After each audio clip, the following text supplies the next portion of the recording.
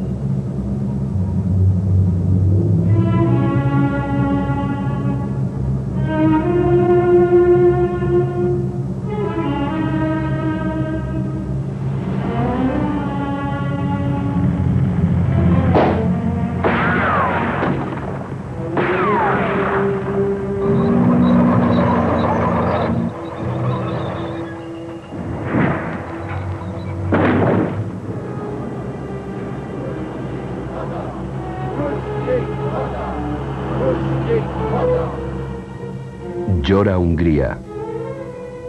Recuerdos de una revolución.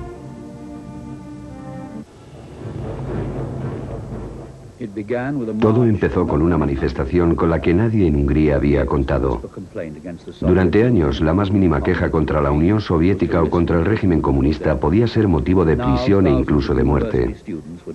Ahora, miles de estudiantes universitarios se manifestaban abiertamente contra la represión bajo la que vivían los húngaros, e incluso los soldados daban su aprobación. Durante aquella manifestación hubo un tremendo júbilo y una gran ilusión. Los extraños se besaban y se abrazaban. Es difícil describirlo con palabras. Según íbamos marchando, éramos testigos de nuevos actos espontáneos. Lo primero que hacía la gente era salir al balcón para aplaudir y agitar las banderas. Una mujer se dio cuenta de que estaba agitando una bandera húngara con la insignia rusa y, sin pensárselo dos veces, se metió en la casa, sacó unas tijeras y recortó la insignia. Todas aquellas personas empezaron a aplaudir, porque eso es exactamente lo que habrían hecho en su lugar. En aquellos días reinaba la espontaneidad. Todo el mundo sabía exactamente lo que tenía que hacer. Los trabajadores que regresaban de sus oficinas y de sus fábricas se unieron a la marcha. Era gente de la calle, gente que sentía que ya había sido pisoteada durante demasiado tiempo. Había muchísimas banderas tricolores y distintos eslogans como Ruskies Go Home y cosas por el estilo. Yo no podía creerlo. Todos pedían la independencia para Hungría y la marcha de unos opresores que nunca fueron bienvenidos. Los tanques soviéticos entraron por primera vez en Hungría en el invierno de 1944. En un principio llegaron para liberar al pueblo húngaro de los nazis, pero al final se iban a convertir en los nuevos dominadores. Sobre el papel, Stalin se había comprometido a dejar que fuese el pueblo húngaro el que instaurase su propia democracia, pero esa promesa, como tantas otras, iba a caer en saco roto. Conforme la Guerra Fría iba dividiendo el continente europeo, la palabra disenso se convirtió en un lujo que la Unión Soviética no se podía permitir. Querían que Hungría se rigiese por un gobierno pro-estalinista y disponían de los medios necesarios para instaurarlo. Los soviéticos habían traído su propia plantilla de comunistas húngaros entrenados en Moscú. Su líder era Matías Rákosi y su arma principal, la ABO, la temible policía secreta. Durante los años siguientes, Rákosi y su régimen se encargaron de eliminar toda oposición al Partido Comunista. En cierta ocasión llegó a afirmarse que como mínimo un 5% de la población húngara había pasado por la cárcel. Incluso circulaba un chiste que decía: en la nueva Hungría existen 3 clases de personas, las que han estado en la cárcel, las que están en la cárcel y las que van a ir a la cárcel. El plan económico fue un auténtico desastre. Los trabajadores, en cuyo nombre se habían establecido la República Popular, veían cómo sus vidas eran cada vez más difíciles, pero la protesta constituía un grave delito. Uno de mis compañeros perdió los papeles. Un día, antes de recibir la paga, se quedó sin blanca.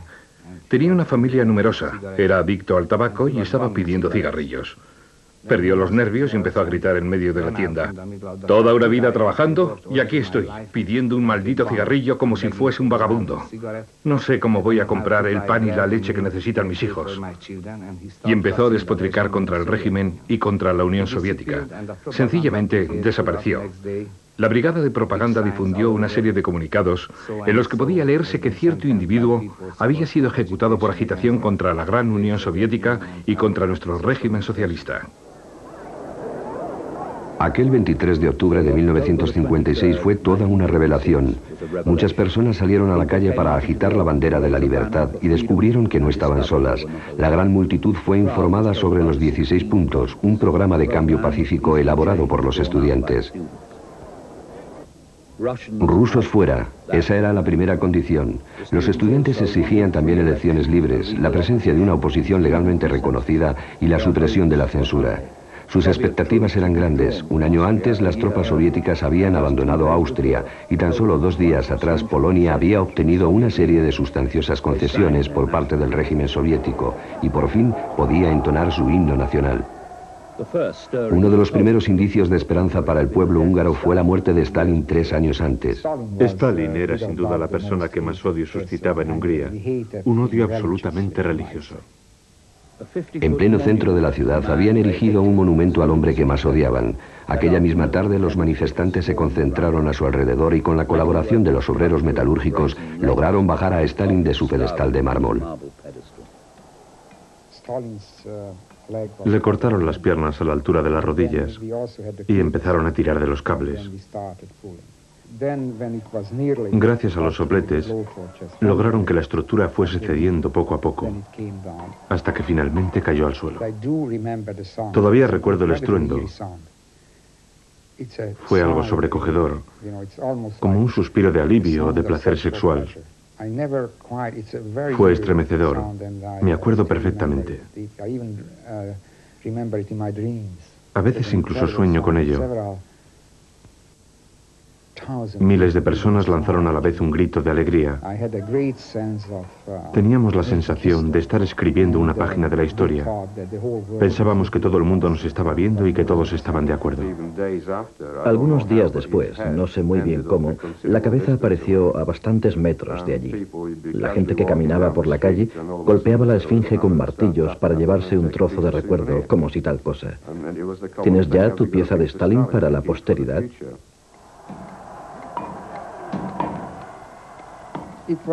Aquello era como golpear directamente al símbolo de la represión. Algo así como si la gente que hubiese regresado de los campos de exterminio derribase la estatua de Hitler o el monumento a las SS. Aquello simbolizaba todo lo que odiábamos. Era el signo más evidente y manifiesto de la ocupación soviética.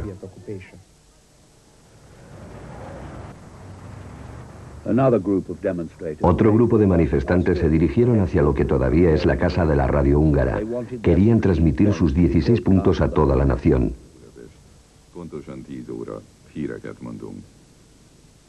Las autoridades dejaron entrar a una pequeña delegación para negociar, pero en el exterior y ante la ausencia de noticias, la multitud se impacientaba cada vez más.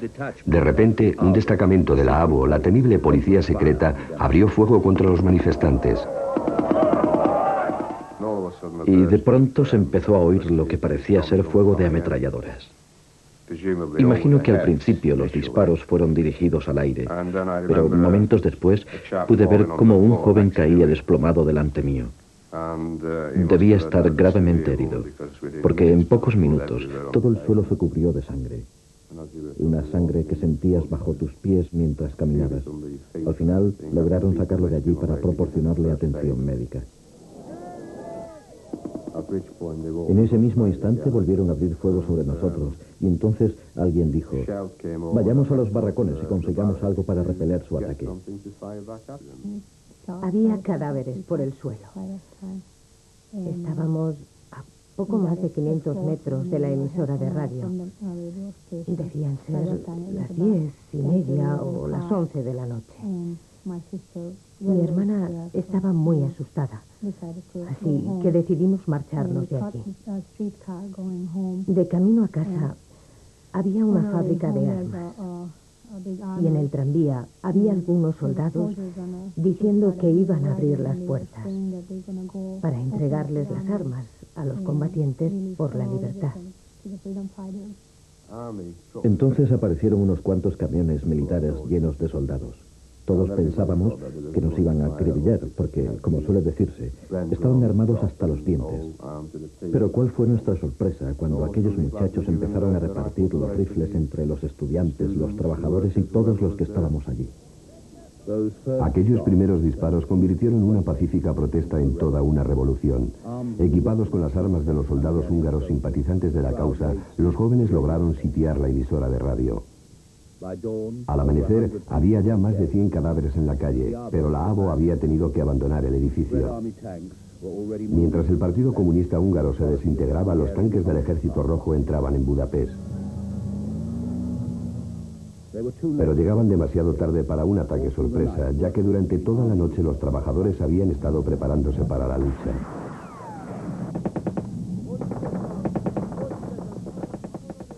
Lo que siguió a aquello fue la batalla por el control de la ciudad. En un bando los tanques soviéticos y la policía secreta, en el otro el pueblo húngaro. Desgraciadamente, éramos demasiados para tan pocas armas. De repente alguien me dijo: George, vayamos a nuestra fábrica. Yo sé dónde almacenan las armas.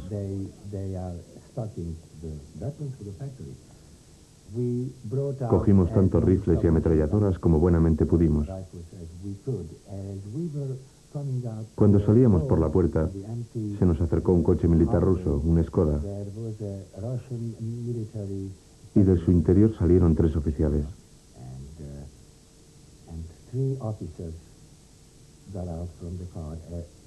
La verdad es que no estaban muy seguros de lo que sucedía, aunque habían escuchado algún que otro rumor. Finalmente uno de ellos me dijo: camarada, ¿a dónde llevas esas armas? Era una situación límite, no había demasiado tiempo para pensar. Ellos tenían sus armas y estaban dispuestos a utilizarlas. La cosa estaba clara, o ellos o nosotros. Les acribillamos a balazos y nos llevamos su coche. Así es como conseguimos nuestras primeras armas. Muchos de estos revolucionarios no habían disparado un arma en su vida y en cuestión de horas iban a experimentar lo duro que es matar por primera vez. Los soldados rusos iban corriendo de portal en portal. Yo estaba en un segundo piso. Tenía un rifle, un Mauser. Recuerdo que apunté a la cabeza de un soldado ruso que estaba desprevenido y apreté el gatillo. En cuanto vi al soldado rodar por el suelo, me eché a llorar. Es realmente terrible ver que has disparado sobre alguien y que lo has matado. Es un sentimiento que no le deseo a nadie. Todo el mundo me decía: no llores, vamos, los rusos están acercando, tenemos que defendernos. Así que no tuve más remedio que volver a la ventana y seguir disparando, porque ellos también lo hacían. Vi un coche, un Skoda, perteneciente a la universidad. que tomaba la curva muy bruscamente. Le estaba persiguiendo un Poveida, el coche ruso que utilizaba la policía secreta. El Poveida estaba disparando al Skoda. Yo estaba allí con mi ametralladora al hombro y pude ver cómo el Skoda volcaba. Imre, el conductor, pudo salir del vehículo y logró escapar. Pero mi amigo Yangtze se quedó allí tumbado. Ni siquiera tocó su pistola. No paraba de sangrar y la policía le seguía disparando. Yo quería defenderle. Traté de disparar, pero no pude. Fue un momento muy duro para mí. Ahí me di cuenta de que no podía disparar contra otras personas. Yangtze murió. Contamos un total de 27 balas en su cuerpo. Recuerdo que a la mañana siguiente, cuando nos lo llevábamos de allí, se le cayó un zapato. Y entonces se me ocurrió la absurda idea. A veces ante situaciones como estas, uno reacciona de la manera más insospechada. De que si podía volver a colocarle el zapato, todo iría mucho mejor. Pero por supuesto, eso no se puede hacer una vez que el cuerpo está ya rígido. Cubrimos a Yangtze con una bandera.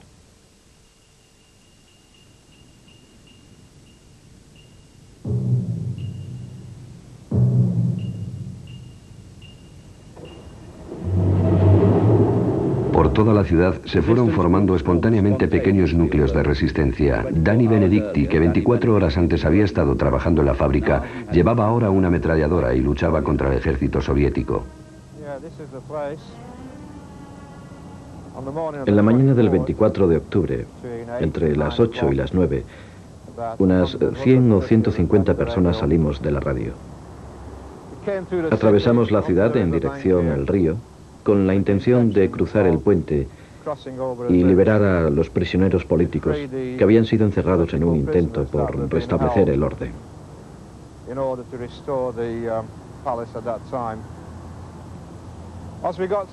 Cuando nos aproximamos a esta zona, abrimos fuego desde el puente, desde el río y desde algunos de los edificios de la derecha.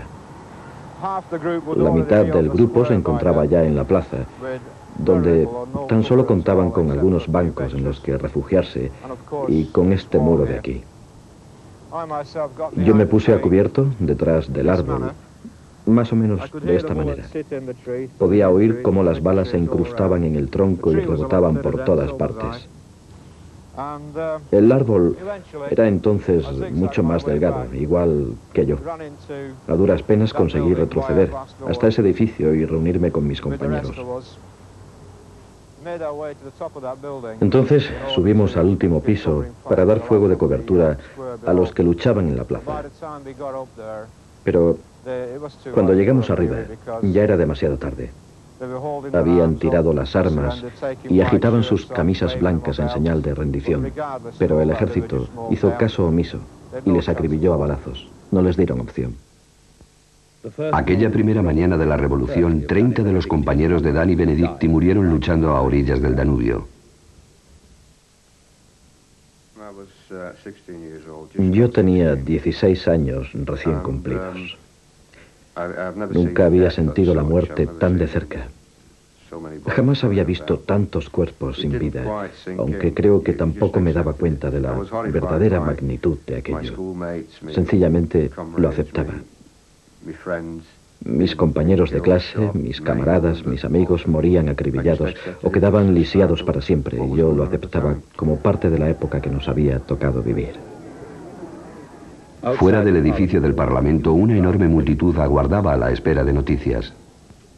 En el interior, el viejo régimen se agarraba desesperadamente al poder. De un día para otro, Imre Nagy había sido nombrado primer ministro, una hábil maniobra del jefe del partido stalinista, Erno Gero, en un intento de apaciguar al pueblo y salvar al mismo tiempo su gobierno. Nagy también era miembro del partido, pero no se le consideraba un hombre de Moscú y no estaba vinculado al régimen de terror que había azotado a Hungría. Pero incluso Nagy subestimó la importancia de los hechos, haciendo un llamamiento al orden, a la calma y a la disciplina, justamente lo contrario de lo que el pueblo quería. En Hungría las librerías eran propiedad del Estado. La gente entró y arrojó a la calle todos los manifiestos comunistas, los libros sobre la vida de Stalin, sobre la vida de Rákosi o de Lenin. ¿Cómo te sentirías si tuvieses que leer todos los días un libro por el que no sientes el más mínimo interés? Un libro en el que hasta un niño de 6 años sería capaz de ver la sartada de estupideces que contiene. Y no solo tienes que leerlo, sino que te lo tienes que aprender de memoria, porque al día siguiente en el seminario te van a preguntar: camarada, ¿has leído esta página? ¿Te importaría repetirla y demostrar así que eres un buen miembro del Partido Comunista? La llegada de las tropas rusas había despertado el odio del pueblo. Cualquier cosa asociada con las fuerzas ocupantes era destruida ante el regocijo popular.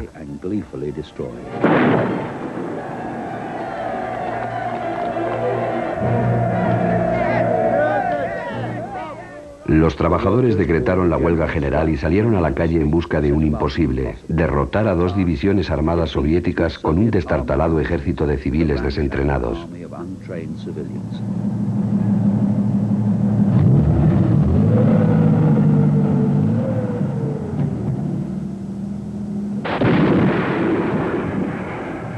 No había ningún organismo central que controlase la resistencia, aunque uno de sus pilares era el cine Corbin.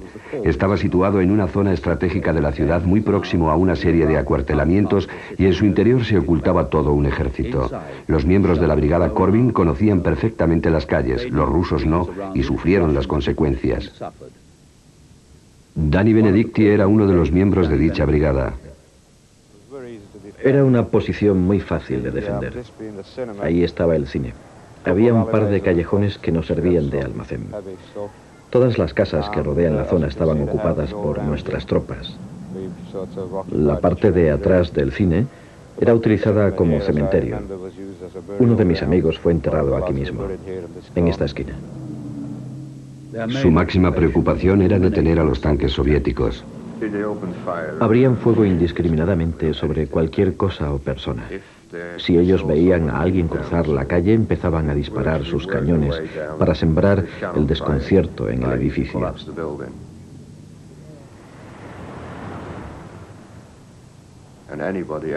Cualquier cosa que se moviese caía bajo el fuego de sus ametralladoras. Así que, evidentemente, cada vez que aparecía un tanque, había que ponerlo fuera de combate, ya que a los que iban dentro no les importaba demasiado saber a quién estaban disparando.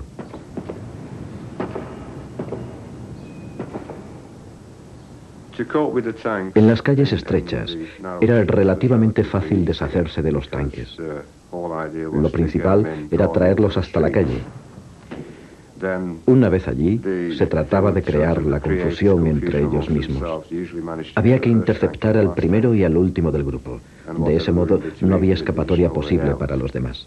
Los tanques del Ejército Rojo caían presos de un arma que ellos mismos habían creado. El cóctel Molotov, inventado por los rusos en sus batallas callejeras contra los alemanes, se volvía contra ellos en Budapest. Lucy Szalai, que por aquel entonces solo tenía 14 años, interceptó su primer tanque con uno.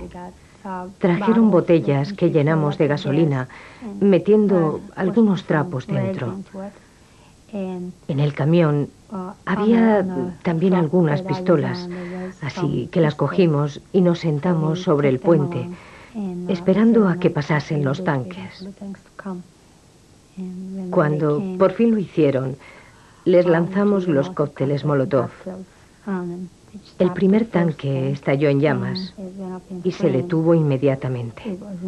Ya no podía moverse. Los tanques más viejos llevaban la rejilla del radiador en la parte posterior, justo detrás de la torreta. Si lanzabas ahí la bomba, toda la gasolina entraba en el motor.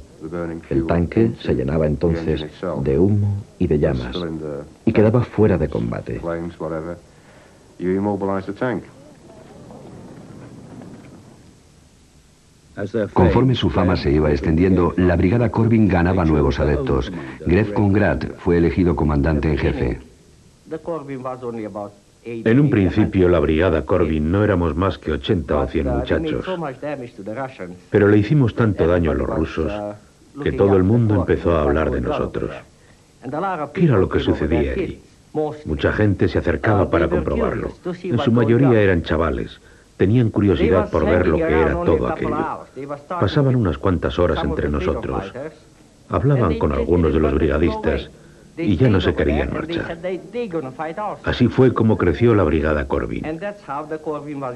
Allí había decenas y decenas de chavales que esperaban ansiosamente la llegada de nuevas armas con las que hacer frente al ejército soviético.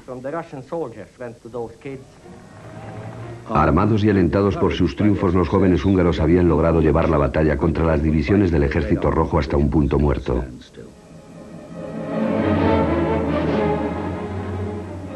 Lo que allí estaba ocurriendo sorprendía tanto a los vencedores como a los vencidos. Pese a que los partes indicaban que un total de 200 tanques habían sido puestos fuera de combate, las autoridades seguían empeñadas en calificar a sus oponentes de simples gamberros. El prototipo de gamberro era un muchacho llamado Johnny o Jansi en húngaro. Jansi tenía unos 13 años.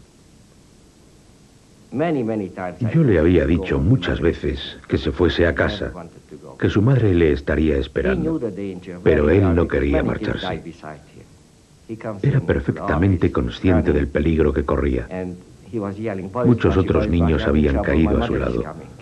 Un día entró corriendo en mi despacho gritando: "Bayus Baxi, Bayus Baxi, tengo un problema, viene mi madre". Yo le dije: "¿Y qué quieres que haga contigo?". Justo entonces pude escuchar a una mujer hablando con el soldado que custodiaba la entrada. "Apártate de mi camino y deja de apuntarme con esa pistola o te cruzo la cara de un sopapo. Quiero ver al comandante". La puerta se abrió y de un brinco Jansi se escondió bajo la cama. Era evidente que aquella mujer era la esposa de un trabajador. Nada más entrar dijo: "¿Quién es el comandante?". Yo respondí: "¿Qué puedo hacer por usted?". "¿Dónde está mi hijo?". Y yo le contesté: "Lo siento, señora, pero aquí hay tantos niños que no puedo decirle con exactitud cuál de ellos es su hijo". Así que me dijo su nombre. Yo estaba entre la espada y la pared. No quería mentirle, pero tampoco quería que descubriese a su hijo. Entonces se abrió la puerta y entró un muchacho que traía el café que había pedido. El chico tenía una herida en la cabeza y llevaba puesto un aparatoso vendaje manchado de sangre. Cuando la mujer vio al muchacho, se echó a llorar y empezó a decir: "Oh, mi Jansi, no sé si está muerto. Pensé que estaba sufriendo alucinaciones cuando me pareció verle hace unos minutos en la calle. Ya no sé dónde buscarlo. Voy a intentarlo en el hospital y Dios quiera que esté allí. Ojalá no tenga que ir al cementerio".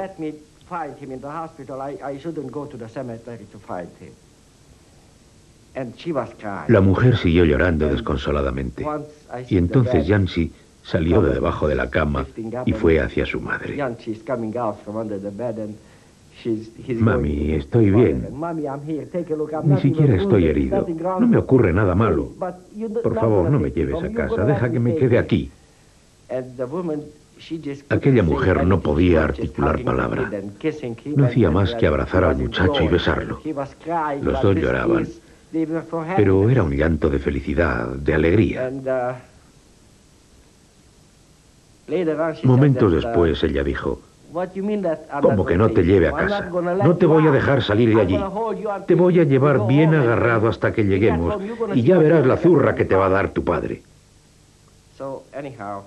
Yo le dije a la mujer que si era consciente de que todos teníamos una madre y de que todas sentían lo mismo y lloraban tal y como hacía ella. ¿Qué ocurriría con este país si cada madre la mía y las de todos los demás, llegasen hasta aquí y se llevasen a su Yancy a casa.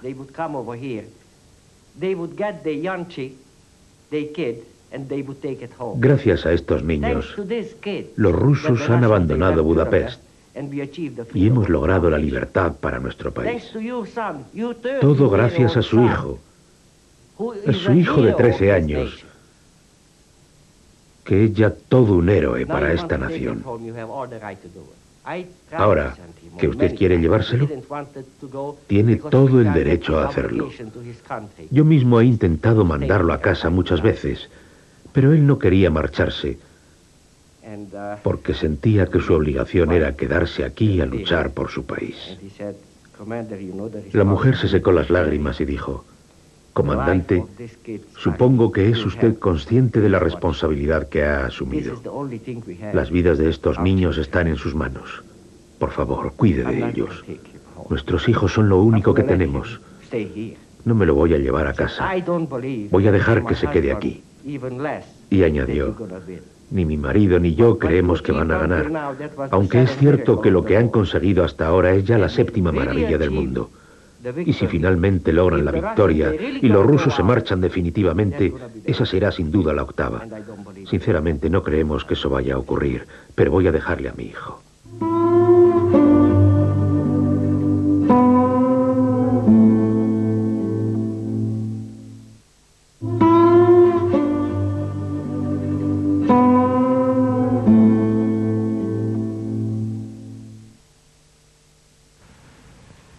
La batalla no se libraba solamente en Budapest, ni tampoco era exclusivamente contra los rusos. La ABO, la policía secreta, también era objeto de la ira del pueblo.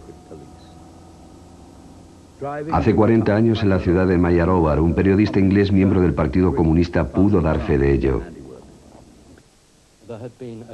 Se trataba de una simple manifestación. Una manifestación sin armas contra la ocupación rusa de Hungría. La gente marchaba tranquilamente cuando los miembros de la ABO, apostados sobre el tejado del cuartel general de la policía, abrieron fuego de forma indiscriminada y sin previo aviso. Yo nunca había visto un muerto, pero la visión de aquellos 80 cuerpos, de aquellos muchachos, muchachas, madres e hijos, con la sangre ya seca sobre sus ropas, era absolutamente impactante. Recuerdo que nos empujaron a todos los periodistas extranjeros para que viésemos de cerca lo que allí había sucedido. Después nos llevaron hasta el Comité Nacional, que era el organismo que había sido elegido para regular la revolución. Lo único que pude hacer fue darles mi palabra de que contaría toda la verdad sobre los hechos acontecidos. La gente nos decía: no sabéis lo que ha sido vivir aquí durante todo este tiempo. Para vosotros han sido 8 años de socialismo, pero para nosotros han sido 8 años en el infierno. Me contaron lo de sus pobres salarios en comparación con lo que ganaban los miembros de la ABO. El porcentaje exacto era como de 20 o 30 veces el salario de un obrero. Eran funcionarios del Estado, pero en realidad se repartían un pastel mucho más jugoso. Todo el mundo decía: no son comunistas, son animales que se han vendido a los rusos, y no va a quedar ni uno solo con vida. El pueblo estaba tremendamente furioso con ellos.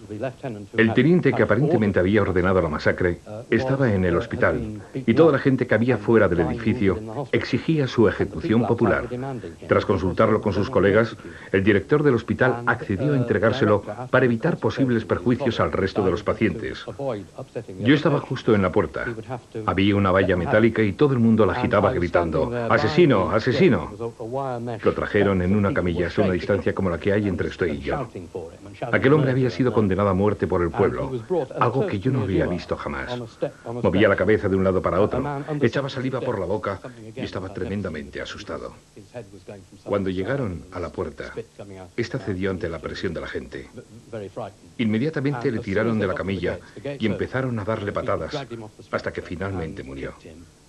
Aquello duró unos 10 minutos y acto seguido lo colgaron de un árbol por los pies. Yo hice más de 100 entrevistas. Y casi todos los que habían estado a la cabeza del linchamiento, o mejor dicho, de la ejecución de aquel asesino, Eran personas que habían perdido a sus seres queridos en la desgraciada manifestación. Eso era la justicia, en su forma más primitiva. El tipo de justicia que se toma la gente cuando se comete una atrocidad como aquella. Yo no diría que los húngaros nos comportásemos como animales con nuestros propios compatriotas. Fue el odio contra unos pocos que, si no eran animales, habían sido entrenados para actuar como tales. Un odio que había ido cimentándose año tras año. En Hungría nadie se atrevía a decir nada por temor a las represalias de la ABO. Todo el mundo miraba 3 veces a su alrededor antes de decir cualquier cosa. Incluso como estudiante, yo sabía perfectamente lo que querían decir esas siglas, y créame, no era demasiado agradable. Oficialmente la ABO se había disuelto, aunque tan solo 5 días antes en Budapest sus agentes habían aniquilado a 200 manifestantes desarmados. Ahora estos maestros del terror iban a experimentar el miedo en sus propias carnes. La sede del Partido Comunista en Budapest se encuentra en la Plaza de la República. Aquella mañana, en el 7º día de la revolución, un destacamento de la ABO controlaba todavía el edificio. Según diversas informaciones, habían hecho prisioneros a algunos estudiantes, así que un grupo de brigadistas llegó para solicitar su liberación. Como en anteriores ocasiones, la ABO abrió fuego sobre el grupo, pero esta vez sus víctimas no estaban indefensas. De pronto se desencadenó el tiroteo. Yo había visto cómo un tanque se dirigía hacia el edificio y detrás de él iban corriendo los camilleros. Podías reconocerlos, porque llevaban una banda blanca en la cabeza.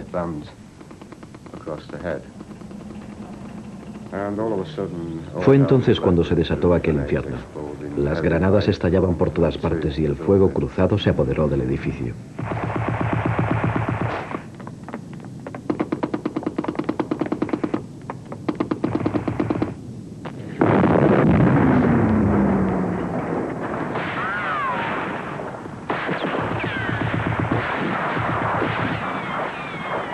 Más de 100 personas murieron en aquella plaza. Incluso algunos camilleros que corrían para socorrer a los heridos cayeron en el tiroteo.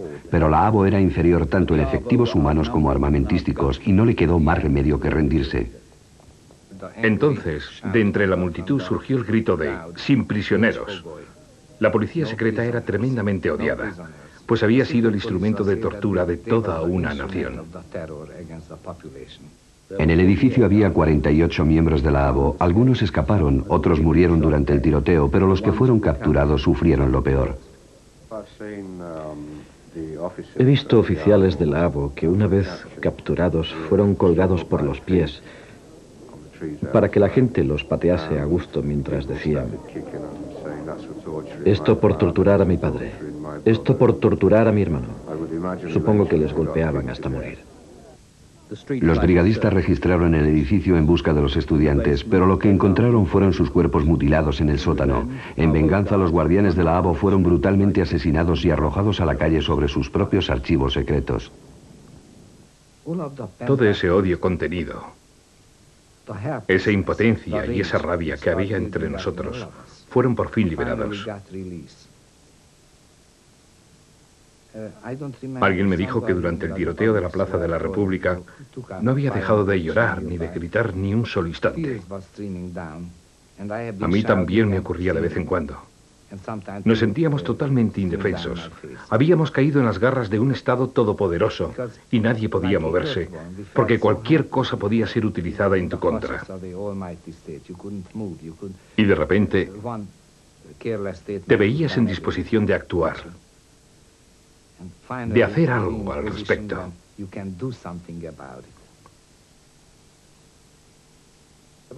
Todo lo que hice, lo hice por mi gente y por mi país. Así pensaba entonces y así sigo pensando.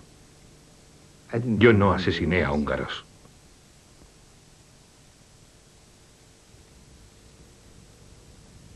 Los miembros de la ABO que lograron sobrevivir pasaron a la clandestinidad en cuanto el nuevo gobierno empezó las reformas.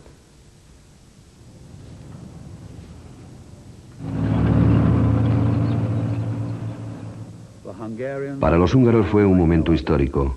Los tanques soviéticos empezaban a abandonar Budapest con la promesa de salir definitivamente del país. A orillas del Danubio la gente asistía al embarque de las familias de los diplomáticos soviéticos. Los dos altos cargos del Politburó enviados desde Moscú también se marchaban, aceptando aparentemente que los rusos ya no eran queridos en Hungría. Los últimos días de octubre asistieron al nacimiento de una primavera política. Surgieron nuevos partidos y los que habían sido prohibidos volvieron a salir a la luz. Los no comunistas regresaron al gobierno y un pueblo al que se le había negado la verdad durante años disfrutaba ahora de toda una serie de nuevos panfletos y publicaciones. La censura había muerto y Budapest revivía.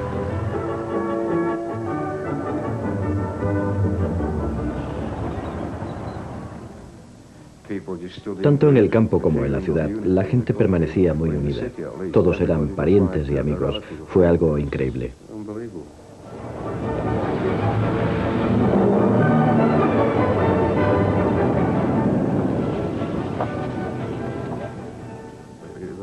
Había un gran sentimiento de unidad. No existían diferencias. Daba lo mismo que fueses profesor de universidad o minero. Todos éramos iguales.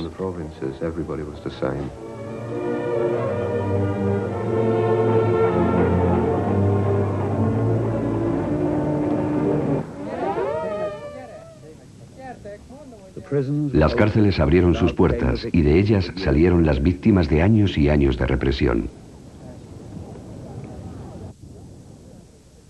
La mayor parte de ellos habían sido encerrados por sus ideas políticas, aunque también había prisioneros religiosos.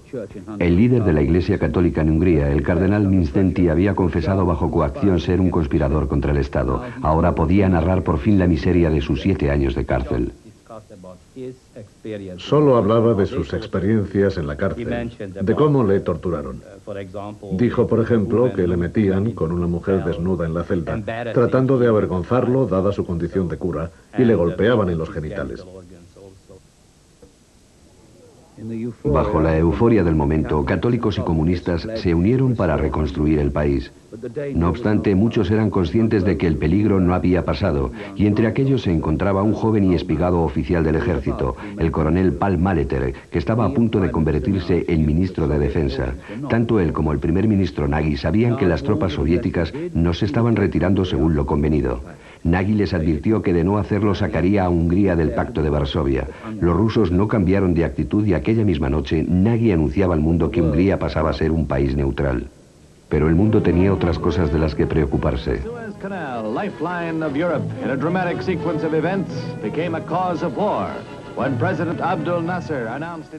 Ese mismo día, ingleses y franceses invadían el canal de Suez.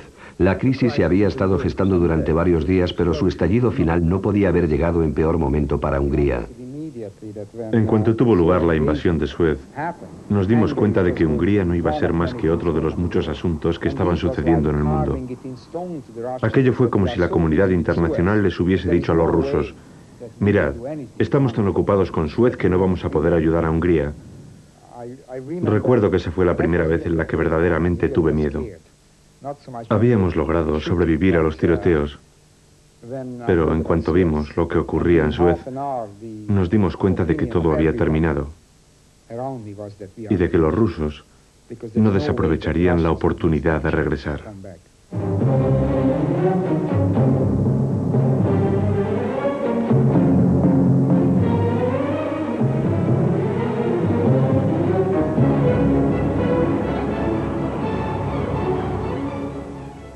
Y esta vez, los rusos no corrieron ningún tipo de riesgo. Un total de 150.000 hombres y 3.000 tanques fueron enviados a Hungría para aplastar definitivamente a la revolución.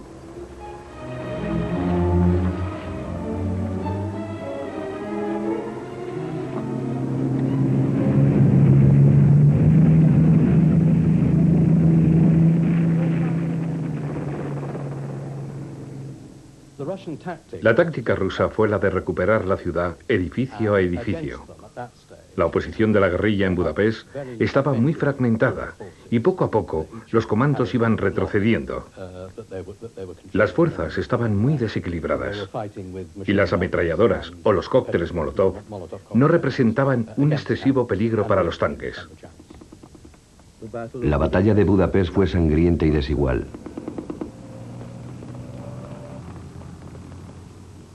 Con el ejército húngaro totalmente desmembrado, todo quedaba en manos de la guerrilla, que resistía los ataques como buenamente podía. Pero ni siquiera contaban ya con un líder. Imre Nagy había escapado a la embajada yugoslava y su ministro de defensa, Paul Maleter, había sido detenido por los rusos, con quienes inocentemente había ido a negociar en persona. Recuerdo que le dije, ¿y qué ocurre si te detienen y te encierran allí? Tú no vas como Paul Maleter, vas como el secretario de Defensa de la Revolución.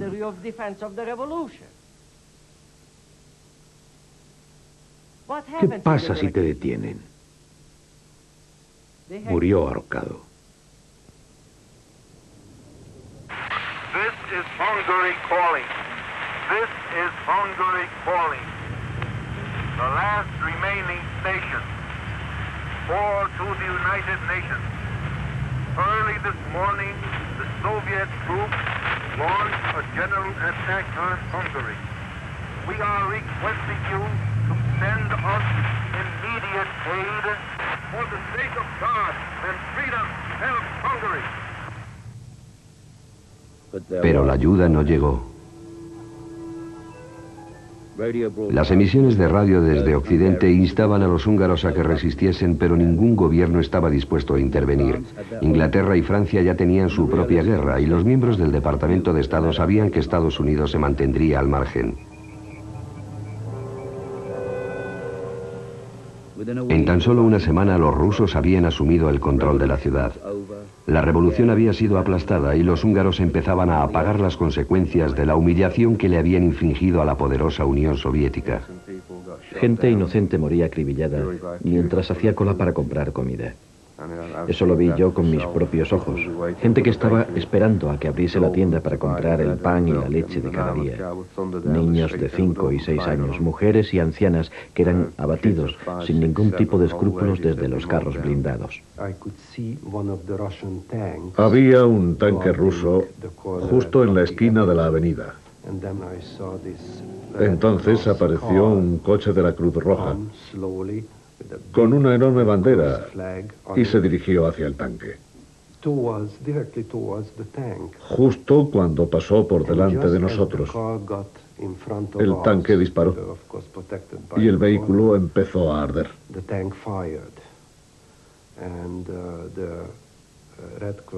De todos los que iban en el coche, tan solo una muchacha rubia consiguió salir, pero desde el tanque seguían disparando. Estaba herida y se desplomó sobre el coche envuelto en llamas. No sé si puede imaginarse la escena, pero estábamos a unos 2 o 3 metros de una joven que moría calcinada ante nuestros propios ojos.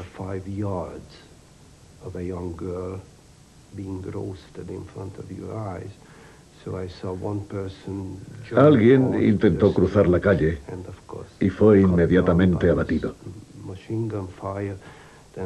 Otro salió, protegiéndose con un cubo de basura.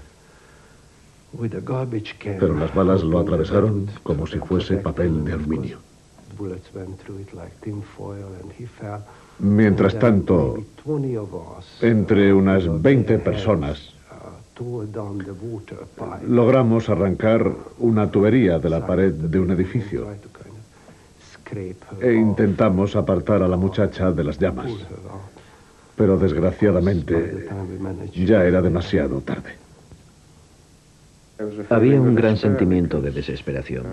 No hacíamos más que escuchar los partes radiofónicos que decían que la ayuda estaba en camino y que esto o aquello iba a ocurrir. Pero lo que en realidad ocurrió fue que cada uno intentó salvar su propio pellejo. Si podías escapar del país, no lo dudabas. Yo me estaba volviendo loco. Recuerdo que pensé, no es más que una pesadilla. pero desgraciadamente no lo era y no sabía qué hacer. No sabía a dónde ir. Recuerdo que en una ocasión dijeron por la radio que el Papa estaba rezando por nuestra causa. Aquello nos hizo sentir mucho mejor. Fue una gran ayuda. Yo, por mi parte, conseguí huir del país.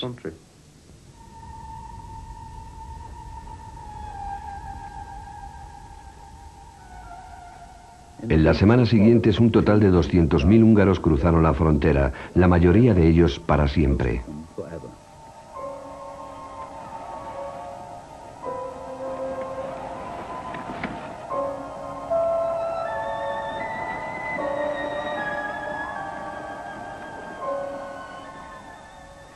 Con el alzamiento totalmente aplastado, la ABO salió de su escondrijo para dar caza a todos aquellos que habían colaborado con la revolución.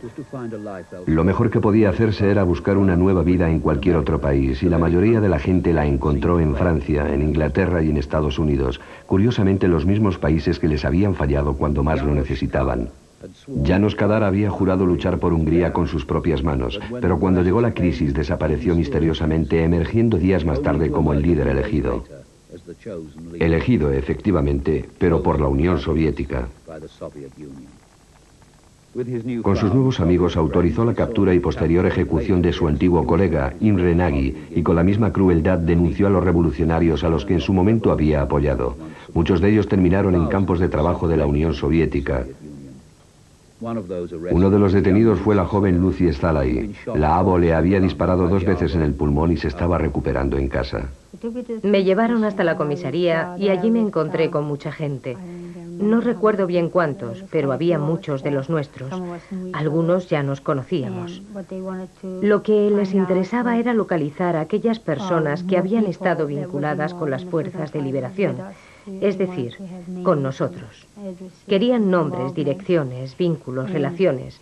Estaban dispuestos a cualquier cosa para conseguir dicha información y evidentemente nos torturaron.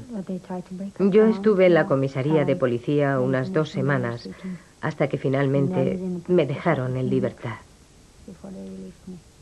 Pero muchos no corrieron esa misma suerte. Al menos 450 húngaros fueron ejecutados por delitos contra el Estado. Otros tantos fueron dados por desaparecidos. Uno de los hombres condenados a muerte era Imre Mex. Cada día ensayábamos nuestras últimas palabras para el momento de la ejecución. Sabíamos que el camino hacia la horca era corto. Esta era nuestra última oportunidad para mandar un mensaje a nuestros amigos. Cada día se escuchaban gritos de Hungría libre para siempre y larga vida a Hungría. Algunos gritaban larga vida al partido. Uno de mis mejores amigos gritó: Dios os bendiga, amigos. Pensaré en vosotros tanto como pueda.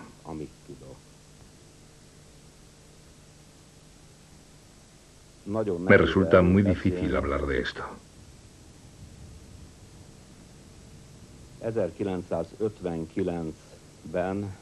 En 1959, a un amigo mío y a mí nos conmutaron la pena de muerte por la de cadena perpetua.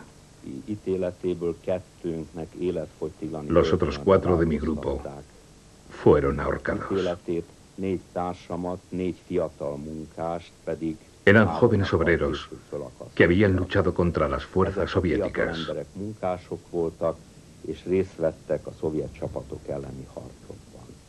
Imre Mex salió de la cárcel 6 años después.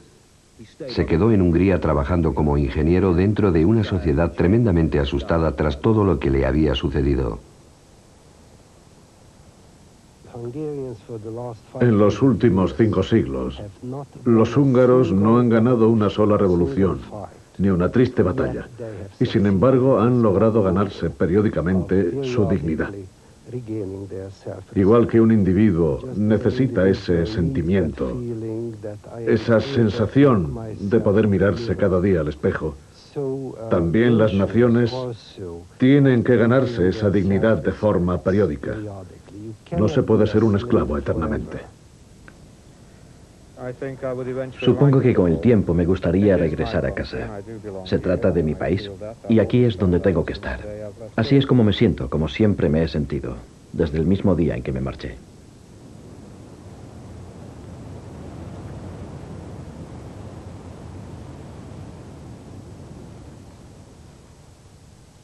Si bien es cierto que todos aquellos que murieron en el 56 sentaron las bases de la prosperidad que se vive hoy aquí, cada vez hay que buscar más a fondo para encontrar monumentos que conmemoren su recuerdo.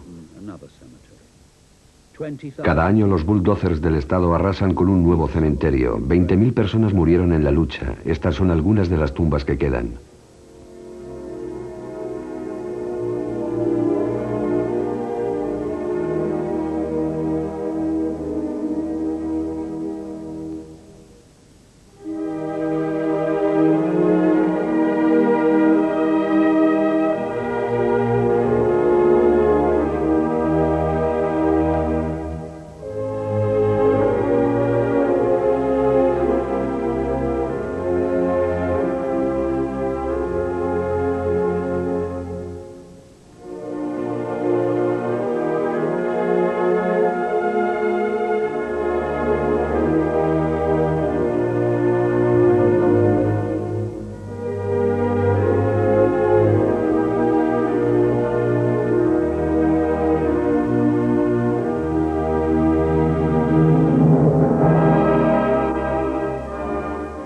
Bela Liptak escapó de Hungría en noviembre de 1956 para evitar ser arrestado por la policía secreta. Ahora viaja a su país tan a menudo como le es posible.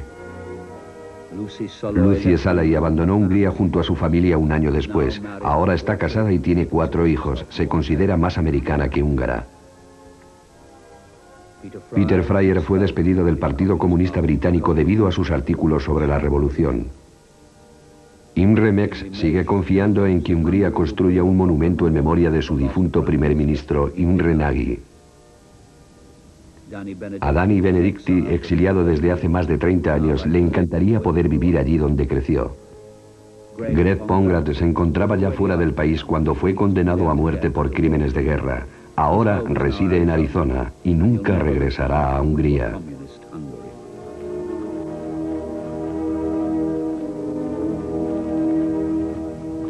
Greg Pongrat no volvió a su país, pero de los 200.000 húngaros que se fugaron junto a él a Occidente, muchos han regresado a un país hoy ya democrático. Entonces, y en plena revolución, otro acontecimiento desvió la atención de las grandes potencias y del mundo de aquella lucha, la crisis de Suez, que estalló el 31 de octubre. Este será el asunto que abordará Documentos TV en su próxima cita con ustedes. El título: La crisis de Suez, un reportaje de intriga política, decepción, fracaso militar y la última humillación de Francia y Gran Bretaña. El ataque de fuerzas combinadas franco-británicas culminaba el conflicto iniciado hacía 2 días cuando tropas israelíes atacaron las posiciones egipcias en el Sinaí. En aquellas fechas hubo una amenaza real de una tercera guerra mundial. Utilizando evidencias de primera mano de los protagonistas, el reportaje combina material gráfico y documentación de los archivos británicos, rusos e israelíes recientemente revelada. Será dentro de una semana aquí en Documentos TV. Les espero entonces. Y como siempre, gracias por haber elegido hoy este programa. Un programa para espectadores como usted.